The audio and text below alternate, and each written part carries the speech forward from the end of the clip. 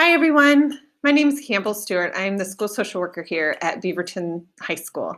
And I'm excited to be here today with some of my amazing colleagues in some of our neighboring high schools in the Beaverton School District for a really important week.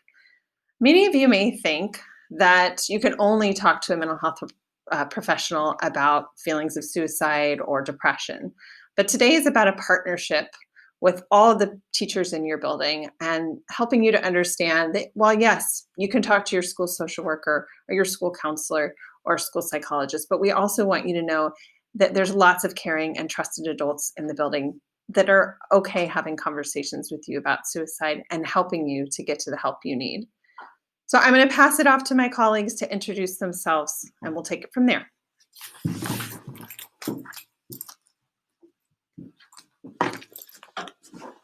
Hi, everyone. I'm Dina Schreiner, and I'm the social worker at Sunsets High School. Go Apollos! As you might know by now, the district has marked this week to have an intentional district-wide focus on suicide prevention. We know that suicide is impacting the lives of young people more than ever, and now that we're in a CDL environment, that just puts our risk even higher during this time of distance learning.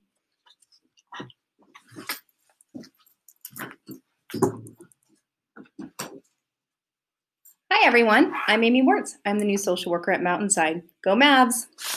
So the good news is there are caring adults at your school who are here to listen and get you connected to meaningful help and support.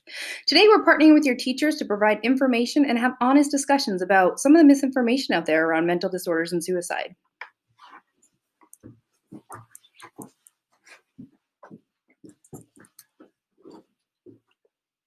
Hi, everyone. I'm Robin Crocker, and I am the school psychologist at the Beaverton High School. We care for all of you, and we hope that you participate in this conversation so we can all learn from each other and help create a more supportive school community. We need your help to fight against the stigma that's out there and around our mental health needs and seeking help. We all need some help at some times in our lives, and no one should suffer alone. Please know that if any of this information stirs up anything for you, or you're worried about your friends or a loved one, your teachers, school counselors, school psychologists, or social workers are on standby to connect with you. Hello, Apollos. This is Lise Miosi here in my backyard. I am a high school counselor serving students whose last names begin with A through CHOU. Looking forward to working with you all this year, both online and hopefully in person. I'm Taylor. I'm a senior this year, and I am in Leadership's Wellness Committee, and I'm here to talk to you about mental health. Hi, my name is Ramya, and I'm a senior at Sunset. I'm also a volunteer at the Oregon Youth Line, and today I'm here to talk to you about mental health along with everyone else. Today we're going to be learning about mental health, how we can better understand it and our feelings, how to practice good mental health, and how, if we're struggling with our mental health or are concerned about a friend, we can get the help that we deserve. When we're talking about mental health, we want to make sure that we create a safe space for everyone. Some ways that we can do this are by listening to each other's perspectives, maintaining confidentiality, and respecting each other's differences. Maintaining confidentiality is really important because we want to make sure that everyone feels like they're able to share like what they want to share without being judged or without feeling like people are going to share their information. We can't always control our emotions or how we feel, but as we'll learn today, there are things that people can do to promote good mental health and reduce stress. Many of the decisions we make every day about what we eat, how much we sleep, how active we are, and the ways we manage our lives can make a really big impact on the way that we all feel emotionally. In this first part, we'll learn a few things. Everyone deserves good mental health. Mental health is a balance, the ability to manage stress and achieve one's potential. Stress is normal, but too much can increase the risk for health problems like depression. And small improvements in nutrition, sleep, exercise, and coping skills can help us all do better to manage stress and achieve mental health. So now we're going to do a truth or false activity. So I'll say the statement, and then you can answer true or false, and then I'll give you the answer. So first, we all have mental health. This is true. We all do have mental health, and it can affect us in different ways. Our physical health is more important than our mental health. This is false. Our physical and mental health are equally as important, and they affect us in our day-to-day lives. If I want to talk about my mental health, I always have to ask a doctor. This is false. You can talk about mental health with anyone that you feel comfortable with. This can include friends, family, teachers, counselors, or anyone else. One way to manage our mental health is to talk about it with someone we trust. This is true. Talking about our mental health with people that we trust can be really beneficial to us. So, now that we finished our truth or false activity, what is mental health? Mental health is about our feelings, thinking, emotions, and moods. Looking after our mental health is just as important as looking after our physical health. Mental health is important for a happy, healthy, and productive life. Remember, everyone deserves good mental health. Mental health is about balance. It's the ability to manage stress and achieve one's potential. Stress is normal, of course, but too much increases risk of health problems, such as depression. And small improvements in nutrition, sleep, exercise, and coping skills can help us better manage stress and achieve good mental health. So, all of you should know, good mental health is something that everyone deserves, no matter what. So let's talk about what gets in the way of mental health. Stress. That's right. Stress is the number one thing that gets in the way of mental health. Health problems can arise when you have too much stress. So how do we better manage our stress and promote good mental health? So the 4 things you can do is nutrition, sleep, exercise, and coping skills. And these are all very important things to work on and improve. So, as you know, nutrition plays a big part in your mental health. It can help you feel physically better and give you enough energy to go throughout your day. Sleep, I think, is the most important for me. I know that when I don't get 8 to 10 hours, I am definitely not my best self. And I know it's hard these days as a teenager to get 8 to 10 hours with school or maybe just a TikTok obsession, but sleep can definitely help. Exercise is exceptionally important. If you can work out 2.5 hours per week, there will be enough chemical release in your brain that your whole body will be nice and balanced. But it is really hard for me to find motivation to do this, but I wish you the best of luck. Coping skills. So coping skills are what help us manage our life's challenges. So it can be doing something you love, journaling, mindfulness. It could be walking your dog. There are many coping skills that are healthy and can help you process your day.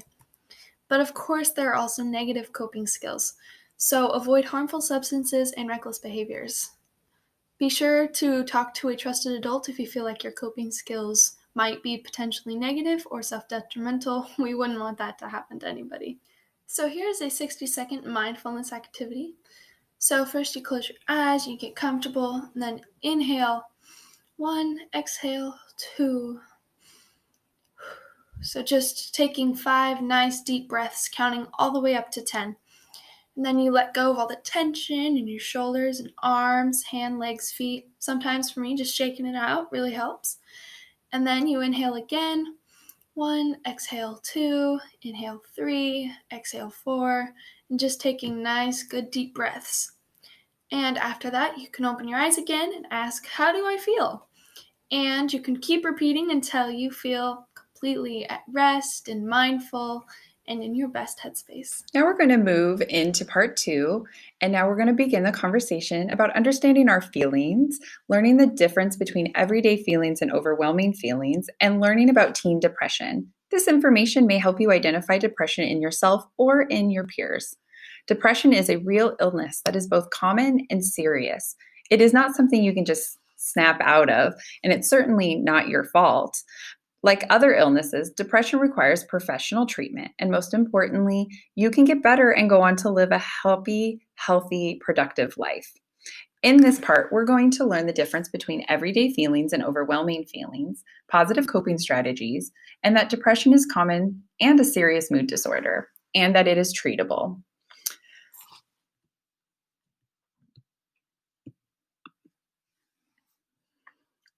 We're going to pause here and start by watching a video about 2 teens with different experiences with mental health challenges.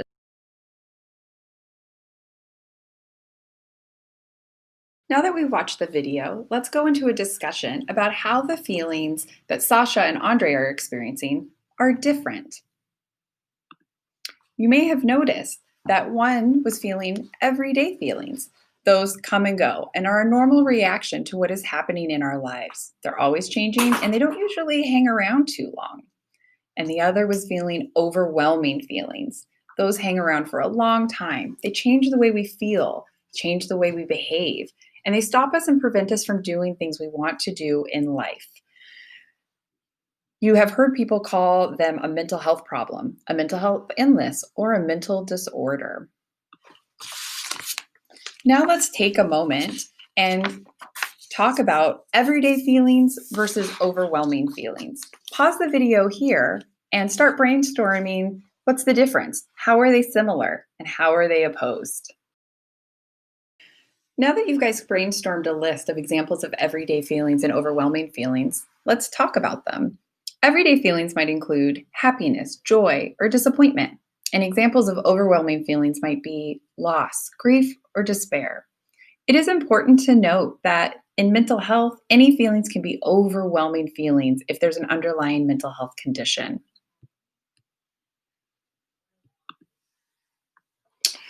What does Sasha do to manage her everyday feelings?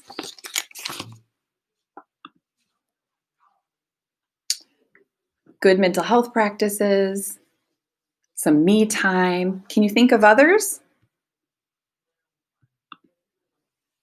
And what does Andre do to manage his overwhelming feelings?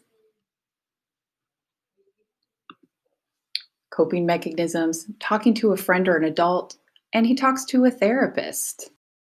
Feelings can be difficult to admit or talk about. Let's take a moment as a class and discuss what made it hard for Andre to talk about his mental health and to ask for help.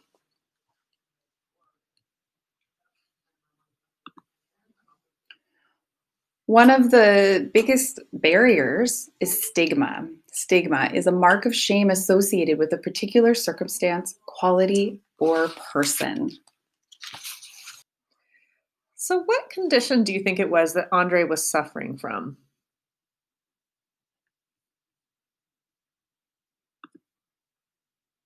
Depression. Andre was suffering from depression, which is a common mood disorder with specific changes in moods, thoughts, and behaviors. Depression can really happen to anyone. It's common and it's treatable. It's nothing to be ashamed of. There is hope and you do deserve to feel better. What are some of the symptoms of depression? So when we talk about depression, to truly have a clinical level of depression, these are symptoms that are present nearly all days, every day, for 2 or more weeks. So we're talking about things like changes in mood, if you're feeling depressed or really irritable, decreased interest or pleasure in most of your activities, things you used to enjoy. If you have a significant weight change or a change in your appetite, some people find that they overeat when they're feeling depressed and others find that they have no appetite. You may also experience some changes in sleep, so sleeping too much or too little. Also, changes in your perceived activity level. So if you feel like you're sped up, like time is passing really quickly or too slow, people may even notice that your speech is a little bit slowed down. You may have a lot of fatigue or loss of energy. Negative self-perceptions are also part of depression. So feelings of worthlessness, excessive or guilt that maybe goes to a level that's not necessarily warranted, and problems thinking clearly, diminishing your ability to think, concentrate, you feel really indecisive and maybe a little bit foggy. And sometimes people with depression also feel suicidal. They may have thoughts of dying or suicide or commit acts of self-harm.